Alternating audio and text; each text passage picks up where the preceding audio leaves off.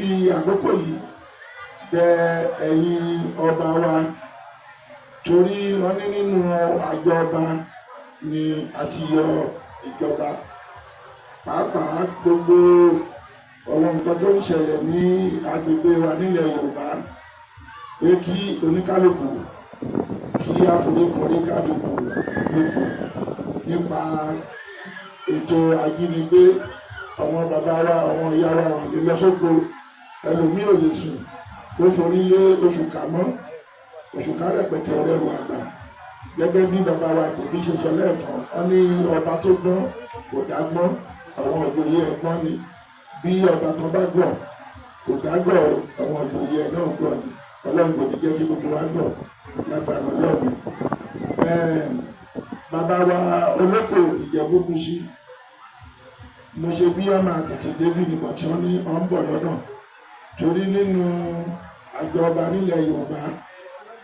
ní àkọsílẹ̀ tó kọ ní 1817 nọ́mbà 4 ní olóko jẹ́ ní Ìjẹ̀bú-Kúṣí nínú ọba ilẹ̀ Yorùbá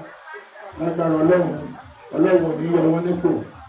mo rí àwọn ẹ̀kọ́ tó pọ̀ kọ́ ara wọn bẹ̀rẹ̀ ìṣọ́ àgbègbè ìsọ pé gbogbo wa ta wá síbí làwọn abílé láyọ̀ àti àlàáfíà eléyìí kò ní jẹ́ àṣìnà gbogbo ẹ̀yin ìyá wa bàbá wa ẹ jẹ́ kí a máa kọ́ ọmọ wa ní èdè abínibí wa ọ̀pọ̀lọpọ̀ kò mọ bí èèyàn ṣe ń kí oríkì ilé ọkọ ẹ̀ mọ̀ tàbí oríkì ilé bàbá ẹ̀ wọn ní ọmọ tó bá sọ lẹ́nu ó sọ àpò ìyàbọ̀ ẹ má jẹ́ kí èdè Yorùbá ó parun tàbí kí èdè Yorùbá ó mẹ́rí ẹ̀rí bí gbogbo àwọn ọmọ wa ṣe ń ṣe lẹ́ẹ̀kan ẹlòmíì kò mọ ìtumọ̀ nǹkan tó ń ṣe nínú àwọn ọmọ kéékèèké ẹgbẹ́ wọn ó dàbí kánà lójú wọn ni so àbọ̀rọ̀ là ń sọ fún ọmọlúwàbí tó bá dé mọ́ ẹ̀ àgbẹ̀dẹ̀gbẹ̀ bó kí gbogbo ẹ̀yin tẹ́ jókòó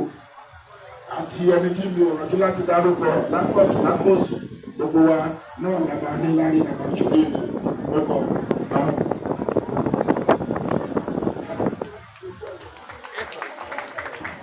àtẹ́wọ́ tẹ́ ẹ pa fún àgbà kí o bá sọ̀rọ̀ gbogbo ilẹ̀ Yorùbá Chief Wahid Ibrahim àbá àjọṣe pẹ́pẹ́pẹ́ lágbára Ọlọ́run lẹ́ẹ̀kan sí bàbá wa kábíyèsí aláyélú royal father of the day his royal majesty ọba Adéníyì Adéwùmí Ògúntàlá ní gbogbo ti Ayétòrò land nítorí gbogbo bàbá mo kí yẹn kú dòkó bàbá wa Onídòó tí iná gbogbo àwọn kábíyèsí orí adọ́rùn lẹ̀kẹ̀ tí mẹ́ta gbogbo yín mo kí bàbá wa.